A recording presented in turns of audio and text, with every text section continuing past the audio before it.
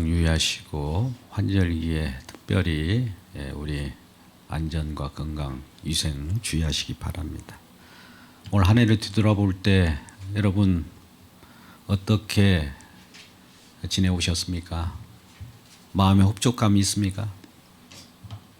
만족감이 있으신가요?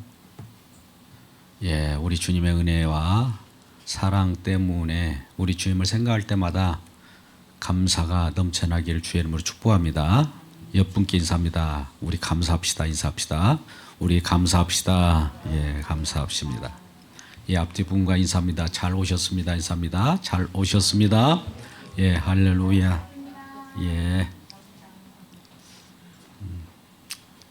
아직도 코로나는 우리 곁을 떠나지 않고 있습니다. 그럴 때마다 더욱더 긴장하면서 때에 따라서는 우리가 그러한 가운데서도 스스로를 잘 지켜주시기 바라고 또 간절한 마음으로 주님 앞에 그러한 건강을 지켜달라고 기도해 주시기 바라고 주변 많은 분들도 함께 안전하기를 바라는 겁니다. 우리는 감사로 하루를 시작하면 또 감사로 마쳐지게 되고요. 할 해내도 감사로 시작하면 마지막도 감사로 끝을 맺게 됩니다. 모든 것은 하나님의 은혜로 시작해서 하나님의 은혜로 마감을 하게 되는 것이죠.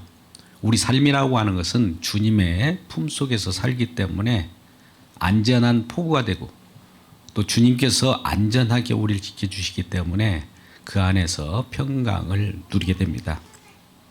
우리가 기도할 때도 그렇기 때문에 내가 뭐가 부족해서 채워달라는 기도보다도 주님께서 주신 은혜에 감사하면서 기도하기를 원하는 겁니다.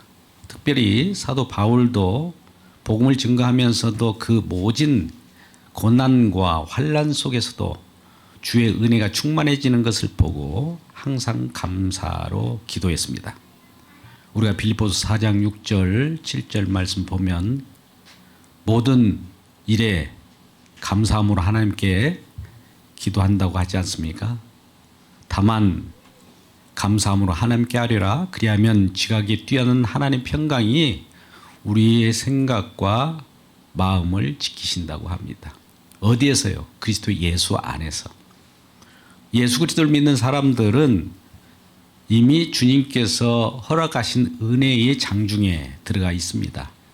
그곳이 바로 주님께서 완성하신 세계인데 그리스도 예수 안에서 우리 생각과 우리 마음을 지키시며 평강을 주시는 겁니다.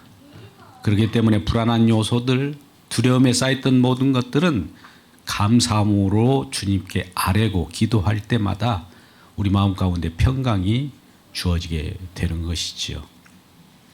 오늘 본문의 말씀은 데살로니가 전서입니다. 이미 바울이 빌립보 교회를 개척을 했고 또 데살로니가 교회를 개척을 했습니다. 개척했다기보다도 말씀을 증거하는 곳에 주의 백성들 예수 그리스도의 은혜를 통해서 믿음으로 새로 태어난 자들이 생기게 되는 것이죠. 일명 그리스도인들이죠. 데살로니가에도 여러 헬라 이방 민족들이 예수 그리스도를 믿고 믿음 안으로 들어오고 많은 귀부인들도 예수를 믿게 되었습니다. 그러한 가운데 있을 때에 꼭 뒤쫓아오는 세력들이 있죠. 우리의 육신의 행함을 필두로 해서 율법주의자들이 그 복음을 해치는 일이 항상 벌어지게 됩니다. 그렇다면 사도 바울은 그런 복음을 증거하면서 피해갑니다. 우리가 하나님 말씀을 증거할 때, 복음을 증거할 때 하나님 지켜주시기 때문에 무작정 복음만 증거하면 우리 주님께서 능히 지켜주실 걸 믿습니다. 이렇게 하면 될 텐데 왜 피해갈까요? 데살로니가 전서 이 편지를 통해서 알 수 있는 것은 데살로니가 교회에 복음을 증거하고 또 많은 주의 백성들이 생김에도 불구하고 피해 갈 수밖에 없는 지경에 있는 것이죠. 어디로 피해 왔습니까? 아덴이라고 하는 곳으로 피해 옵니다. 아테네죠.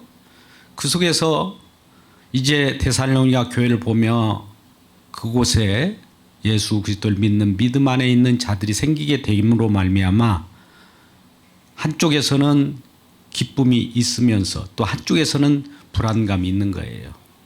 그럴 때 아덴에 모여있던 예수 그리스도를 증거하는 복음 증거자들, 바울을 위시해서 실라, 디모데 등등이 함께 있으면서 이제 데살로니가 교회에 그 믿음이 어떻게 지금도 굳건히 서고 있는지를 확인하기 위하여 디모데를 보내게 됩니다. 디모데가 이제 데살로니가 교회에 다녀오게 될 때 정말 기쁨의 소식을 전해 듣게 되는 것이죠. 그들도 예수 그리스도를 믿고 믿음 안에서 서로 기뻐하고 있다는 겁니다. 불과 오랜 동안 복음을 증거하는 것이 아니고 단기간 동안에 증거했는데도 불구하고 믿음의 사람들이 생기므로 기뻐하는 거예요. 예, 우리는 어떤 기쁨 속에 살아가나요?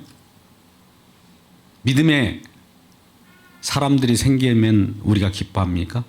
교회 속에서도 우리 가정과 이웃들 예수 그리스도를 믿고 기뻐하며 하나님의 영생 복음을 믿고 예수 그리스도를 증거하며 생명을 얻는 자들이 발생할 때마다 기뻐할 수 있습니까?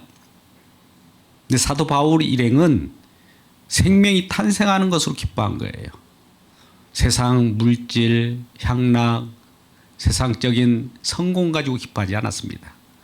한 생명이 천하보다도 귀중한 생명이 탄생한다는 이 사실 때문에 그런 모습을 볼 때마다 기뻐하고 하늘에서 우리 주님께서 주시는 그 은혜로 평강을 누리게 되는 거예요. 그래서 오늘 본문의 말씀처럼 9절 말씀 보면 정말 하나님께 기뻐하는 그런 모습들을 보게 되는데 9절 10절 우리 한번 말씀을 같이 읽겠습니다. 시작.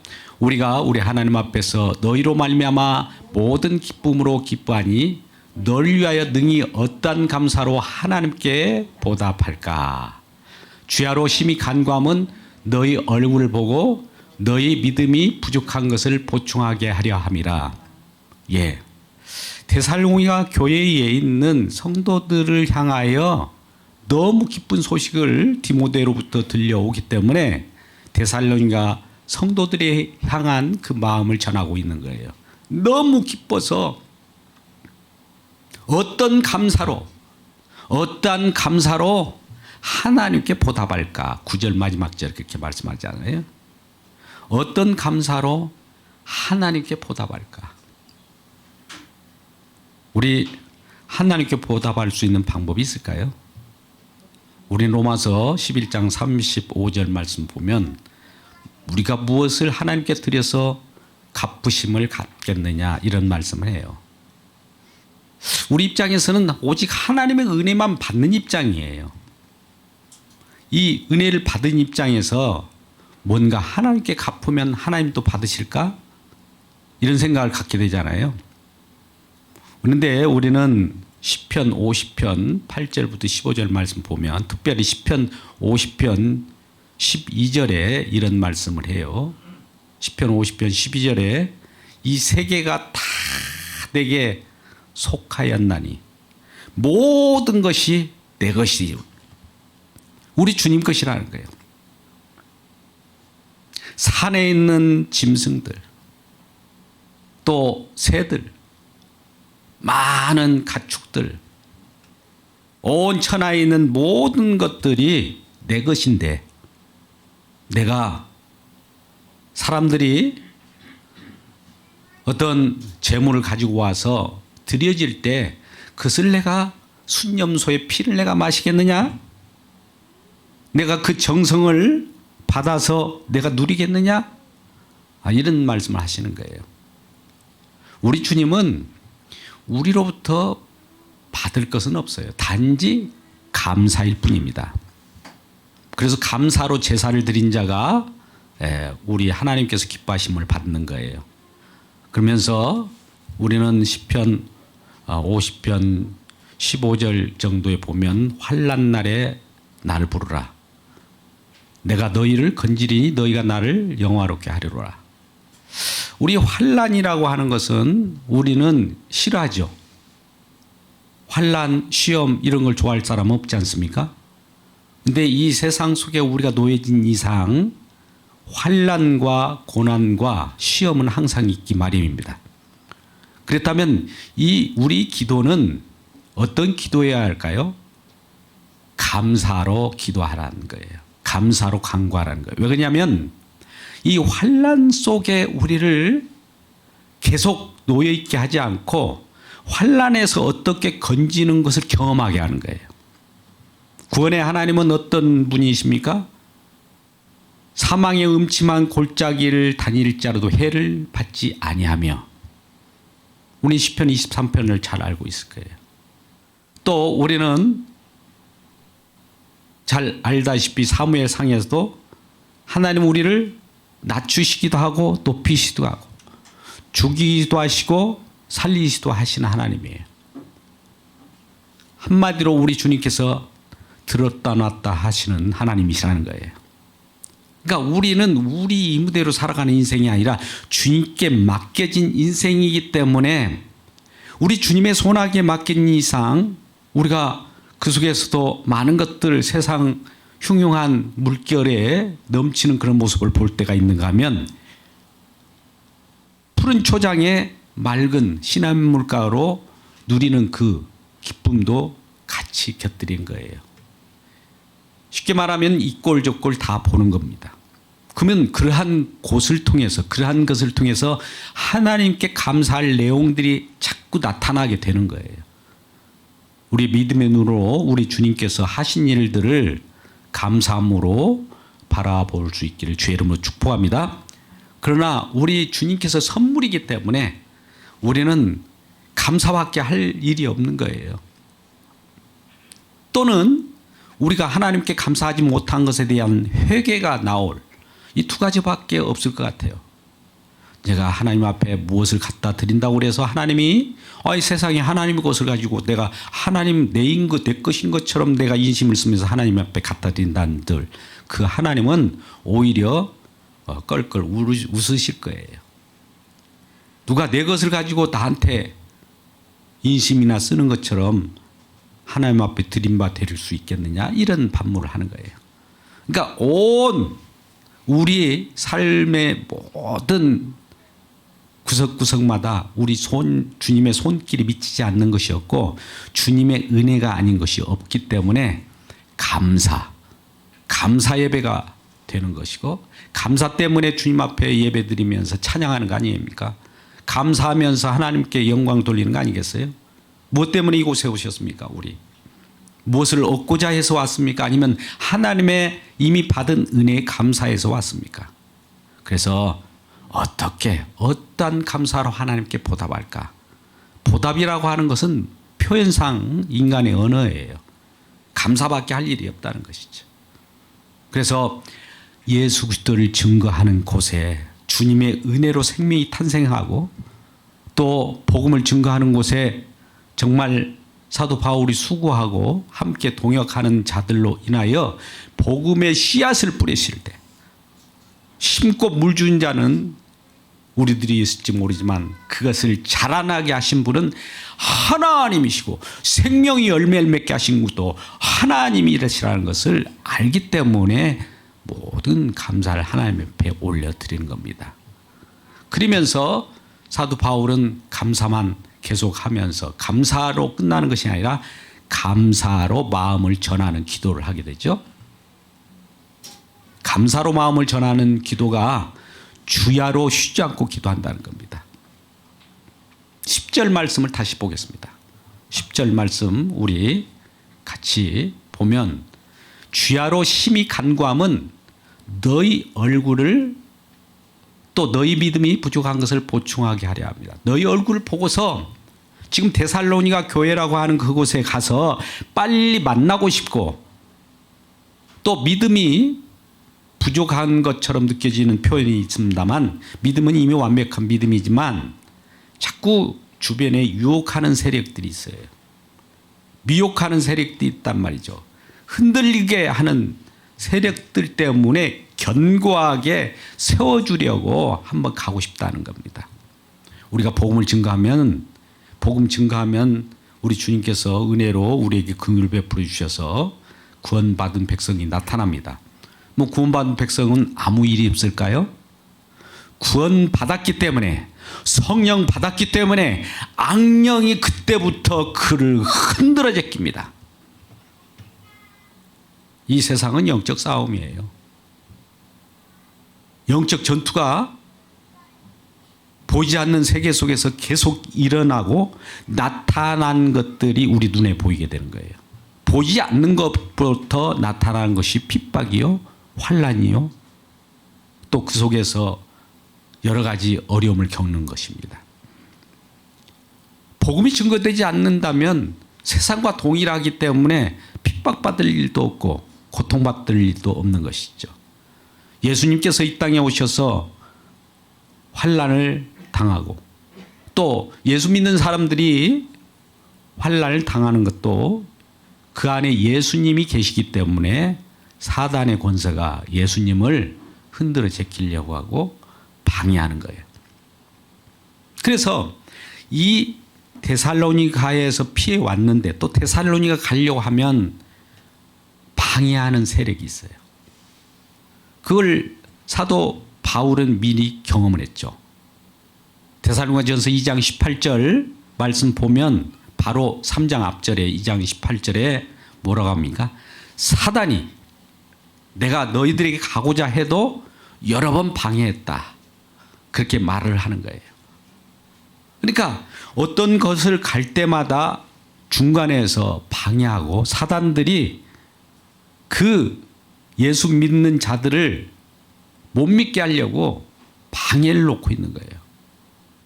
그래서 바울도 그와 같이 복음을 증거하는데도 스스로 증거하는 것이 아니라 사단이 방해를 하는 거예요. 그러면 뭘 해야 합니까? 주야로 기도하고 하늘의 세계에 대한 하늘에서 이루어진 내용들을 그대로 전해야 되기 때문에 하나님 앞에 주야로 간구할 수밖에 없어요. 우리가 복음을 전하면 우리 능력으로 전하는 겁니까? 아니에요. 우리 주님이 주시는 공급하시는 힘과 능력을 받아서 그것으로 전하게 되는 거예요. 우리 스스로 전하면 금방 번아웃 됩니다. 또 하나님의 능력을 받고 하나님의 은혜를 받은 것을 그대로 전달한 메신저에 해당하는 겁니다. 메시지 자체는 우리 주님께 속한 거예요. 생명의 복음은 우리 주님의 것이에요. 전하는 자는 저와 여러분이 메신저로서 역할을 할 뿐입니다. 그래서 우리 주님께서 주시는 그 메시지 생명의 말씀을 그대로 받아서 전하면 그것이 수월하게 전할 수 있도록 우리 주님의 도우심을 구하기 위하여 주야로 간구한다고 합니다. 주야로 간구할 때 누구에게 간구합니까? 오늘 11절의 말씀을 보겠습니다. 11절 누구에게 간구합니까? 우리는 11절 말씀 같이 읽겠습니다. 시작. 하나님 우리 아버지와 우리 주 예수. 하나님 아버지와 우리 주 예수. 예, 초대교회 때 하나님 아버지와 주 예수 그리스도. 이미 유대교적인 경우에는 하나님만을 믿었기 때문에 예수 그리스도를 표현하는 것을 싫어합니다. 왜 그러냐면 하나님과 예수님을 분리했기 때문이에요. 그런데 예수님께서는 이미 나를 본 자는 아버지를 보았다고 또 예수님과 아버지를 동일시합니다. 특별히 요한복음 17장을 보면 나와 아버지는 하나라고 그래요. 그러면 우리가 인간의 이성으로 생각할 때 둘이 어떻게 하나가 됩니까? 인간의 이성으로는 생각할 수 없는 거예요. 그러니까 모든 것은 예수 그리스도 안에서 출발해야 돼요. 이미 예수께서 다 완성된 십자가에서 모든 걸 다 이뤘다라고 하는 그 지점으로부터 출발하면 그 예수 안에서 삼위 하나님이 이해가 되고 예수 안에서 모든 다양한 은사들이 이해가 되는 거예요. 그런데 다양한 것에서 하나를 쫓아가려고 하니까 우리 인간으로서는, 인간의 언어로서는 알 수가 없는 거예요. 그래서 하나님께서는 예수 그리스도를 통하여 통일시키려고 했다. 에베소 1장 10절 말씀 보면 예수 그리스도를 통하여 통일시켜서 거기서부터 우리들에게 풍성한 은혜를 주기를 원한 겁니다. 아브라함 자손들이, 후손들이 많았어요. 근데 딱 하나를 지역에서 예수 그리스도, 갈라디아서 3장 16절 말씀, 예수 그리스도를 통해서 출발하겠다는 거예요. 이 세상 모든 것은 창조도 예수 그리스도부터 출발했다는 것을 그때서야 알게 되고, 또 마감도 예수 그리스도로 품으로 들어가는 것으로 마감이 되는 거예요. 그러니까 예수 그리스도라고 하는 주의 은혜가 시작도 우리 주님을 시작했고요, 과정도 우리 주님이요, 마감도 우리 주님이라는 것을 가르쳐 주는 거예요. 그래서 이 하나님 아버지와 예수 그리스도를 동일시하는 거예요. 뒤에 보면 이게 복수로 나타나는 것 같지만 단수입니다. 그래서 이 아버지와 예수 그리스도, 이 한 분이신 이 분에게 기도하게 되는 거예요. 뭘 기도할까요? 10절 후반절을 보게 됩니다. 11절 이제 후반절부터 사도 바울이 기도하는 내용이 세 가지로 나타나요. 11절 하반절을 보겠습니다. 11절을 같이 읽겠습니다. 다시 시작. 하나님 우리 아버지와 우리 주 예수는 우리의 길을 너에게 갈 수 있게 하시오며, 우리 주님으로 말미암아 내가 데살로니가로 가는 길을 열어주기를 원한다 이거예요. 이런 기도가 왜 필요해요? 그냥 가면 가는 거지. 우리는 어떤 일을 시작하기 전에 기도하고 시작하십니까? 아니면 가보고 뭐가 안 될 때 그때서야 기도하십니까? 어떤 일을 수행하기 전에 항상 기도가 먼저 앞서야 됩니다. 이 기도가 앞선다는 것은 뭡니까? 우리 기도의 능력을 드러내려고 하는 것이 아니라 먼저 하나님의 음성을 듣고 하나님의 지시를 받기 위하여 기도하는 거 아니겠습니까? 우리 길은 아무리 우리가 인간의 지혜로 모든 계획을 잡을지라도 그 길을 선하게 인도하신 분은 하나님이셔요. 하나님께서 방향을 틀어주면 하나님의 방향을 따라서 가야 되는 것이 하나님의 뜻을 이루는 거예요. 우리는 옳다라고 아무리 할지라도 주님 앞에 무릎을 꿇고 설령 나는 이 길이 옳은 것 같았는데 하나님 기도해 보니까 주님께서 그렇게 말씀하시면 주님의 뜻을 따르겠습니다 라고 하는 것이 기도 아닙니까? 그래서 기도하기를 원하는 거예요. 기도하면서 나 데살로니가 교회로 한번 가고 싶습니다. 주님 그 길을 선히 펴주시면 어떻겠습니까? 그 길을 펴주셔서 그 성도들과 소통의 길도 만들어주시고 마음의 길도 열어주세요. 기도를 하는 것이 첫 번째 기도예요. 이 기도 내용입니다. 왜 그렇게 가려고 할까요? 믿음으로 견고히 세우자 한 거예요. 아까 믿음이 부족한 것을 보충하려 함이라라고 하는 것은 주변에서 자꾸 흔들어져 끼니까 그것을 견고하게 세워놓고 싶은 거예요. 자, 두 번째 사도 바울의 기도 내용은 무엇입니까? 감사로 기도한다고 하는데 12절 말씀 같이 읽겠습니다. 12절 말씀 우리 같이 두 번째 기도의 제목입니다. 읽겠습니다. 시작. 또 주께서 우리가 너희를 사랑함과 같이 너희도 피차간에 모든 사람에게 대한 사랑이 더욱 많아 넘치게 하사. 대부분 이거는 사랑이잖아요. 사랑. 이 사도 바울이 주님께 받은 사랑을 전했어요. 그러면 그 전에 받은 사랑을 또 주변 사람들에게 넘치게 하기를 원한다는 겁니다. 자, 우리는 이런 생각을 해요. 서로 사랑합시다. 우리 서로 사랑합시다. 이런 얘기는 할 수 있어요. 근데 그 사랑합시다라고 하는 그 마음, 그 명령을 또 그런 요청을 받은 사람은 사랑하고 싶은데 만약 그가 사랑이 없으면 사랑할 수 있을까요? 없을까요? 사랑할 수 없어요. 여기서 중요한 것이 그래서 주님의 사랑을 먼저 아는 게 중요해요. 주님은 어떤 분이신가가 더 중요하다 이 말이에요. 주님의 사랑이 무엇인가가 알아야 그 사랑을 받아야 전하는 거예요. 오늘날 예수 그리스도를 믿지 않는 사람이 있다고 봅시다. 그에게 이웃을 사랑합시다 이렇게 명령을 그하게 한다고 하더라도 그가 사랑할 수 있을까요?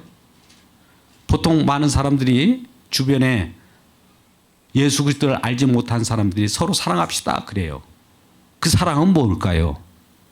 우리 예수 그리스도의 사랑이 아니잖아요. 우리 주 예수 그리스도의 사랑은 어떤 사랑일까요? 우리가 서로 사랑합시다라고 하는 것은 받은 거 있기 때문에 그 사랑 전달해 주세요 이 말 아니에요? 예수 그리스도를 믿는 믿음 안에 있는 저와 여러분은 이미 사랑을 받았잖아요. 우리가 요한 1서 4장 9절 10절 말에 사랑은 여기에 있으니 사랑은 이렇게 나타난 바 되었으니 그 사랑을 경험했잖아요. 그 사랑을 받은 거, 그 사랑을 그냥 전달하라는 거예요. 그 사랑이 뭐예요? 복음, 십자가 은혜. 그것이 사랑으로 내가 주님께 부음받아서 성령은 우리에게 로마서 5장 5절 말씀 보면 성령으로 말미암아 사랑이 너에게 부음받았으니 성령께서 사랑을 우리에게 부어줌으로 그 사랑은 내 것이 아니에요. 너희가 하나님을 사랑한 것이 아니요 하나님이 너희를 사랑하사 독생자를 주신 거 아니에요. 제물 대신 화목 제물 대신 그분을 우리에게 주신 그 사랑이 우리에게 도달할 때 이 사랑을 전달하라고 하는 것이 사랑하라라는 거예요. 내게 없는데 예수를 믿지 않는데 사랑이 없는 사람한테 사랑하라 하면 그건 사랑이 아니에요. 자기의 어떤 인간적인 정의나 나누고 혹은 에로스적인 사랑, 뭐 스톨기아 사랑, 뭐 인간적인 사랑 그런 것밖에 더 나올 게 있겠습니까? 근데 우리 주님이 주신 사랑을 그냥 전하면 주님께서 받은 사랑이기 때문에 그냥 전달해도 내 것이 아니기 때문에 계속 전달하면 점점 풍성해지는 거예요. 우리 속에 계신 사랑을 전달하면 그것이 부족해지는 것이 아니라 사랑은 전달하면 전달할수록 내게도 더 풍성해지고요. 주변에서 더 넘치는 그 사랑이기 때문에 먼저 사랑을 알아야 되고 사랑을 알기 위해서는 예수 그리스도를 알아야 되고 예수 그리스도를 알려고 하면 예수 그리스도 십자가를 통한 사랑을 알아야 된다는 거예요. 사랑을 알 때 사랑을 그 다음에 전할 수 있다. 두 번째는 사랑이에요. 아까처럼 처음에는 뭐라고 그래요? 기도의 정에 믿음이 굳건히 세워지기 위하여 내가 너희 길을 방문하기로 하는 거. 믿음의 역사. 두 번째는 사랑의 수고. 자, 세 번째 사도 바울 기도하는 내용이 있습니다. 13절 말씀 마지막 절 읽겠습니다. 13절 말씀 우리 같이 읽어봐요. 시작. 너희 마음을 굳건히 하시고 우리 주 예수의 우리 모든 성도와 함께 강림하실 때 하나님 우리 아버지 앞에서 거룩함에 흠이 없게 하시기를 원하노라. 예, 이 말은 우리 주님께서 성도들과 함께 강림하실 때 아버지 앞에서 거룩함에 흠이 없게 한다. 앞으로 우리 주님이 강림하실 거 아닙니까? 우리 주님은 재림하십니다. 그때 우리 주님께서 우리들을 바라보시면 뭘 볼까요? 우리 주님께서 입혀놓으신 거룩함, 하나님의 수고, 예수 그리스도를 통해서 이루신 그 거룩한 옷, 주님의 은혜를 계속 입고 있느냐? 이걸 확인하는 거예요. 강림하실 때까지 우리가 이런 믿음을 지킨다, 거룩함을 지킨다, 또 강림하실 때까지 우리의 마음속에 기름이 넘쳐나게 하시는 이유는 그 주님이 오시는 그 소망을 갖고 인내하고 기다리라는 거예요. 소망의 인내입니다. 마지막은 소망의 인내를 가지고 우리 주님이 곧 강림하실 텐데 어떠한 흔들림이 있더라도 주님의 옷을 입혀줬다는 것을 기억하라. 주님의 공로가 너희 몸에 배어있다는 걸 기억하라. 그러니 그 깨끗한 주님의 공로를 훼손하지 말라는 거예요. 인간의 율법주를 집어넣지 말라. 거룩한 옷을 훼손하는 일을 하지 말라. 누가 와도 내가 복음 전한 복음 외에 다른 복음을 전한다 한디라도 그 율법주의에 매몰되지 말라는 거예요. 사도 바울이 전하는 곳마다 가장 핵심적으로 사단의 조종을 받은 자들이 누군지 아십니까? 율법주의자들이에요. 믿음으로 우리 주님의 은혜만을 고스란히 전하게 되는데 인간의 행함을 집어넣어 버려요. 그러면 거룩하신 하나님의 은혜의 옷이 오염되고 거룩함이 훼손되지 않겠습니까? 그러니까 강림하실 때 주님의 은혜만은 꼭 붙잡고 있고 인간들이 그 속에 하나님의 은혜를 더 보태서 무엇인가 더 이루려고 하면 더 오염될 뿐입니다. 그래서 이러한 것들을 마지막 소망의 인내를 가지고 끈질기게 우리 주님께 붙들어 주시는 견인의 역사가 이루어지기 때문에 그런 마음으로 갖기를 원하는 겁니다. 자, 말씀을 요약합니다. 우리 사도 바울은 감사함을 하나님 앞에 주야로 쉬지 않고 기도했습니다. 그것은 하나님 어떻게 우리가 감사할 수 있습니까? 어떻게 주님을 보답할 수 있는 길은 감사밖에 없는데 저 감사로서 내 마음을 우리 주님 앞에 전하고 또 주님의 마음이 우리 데살로니가 성도 또 많은 성도들에게 전해지기를 원합니다. 그것은 이와 같은 우리 주님이 주시는 그 믿음의 굳건히 서기를 원하고 믿음의 역사가 그대로 전해지기를 원합니다.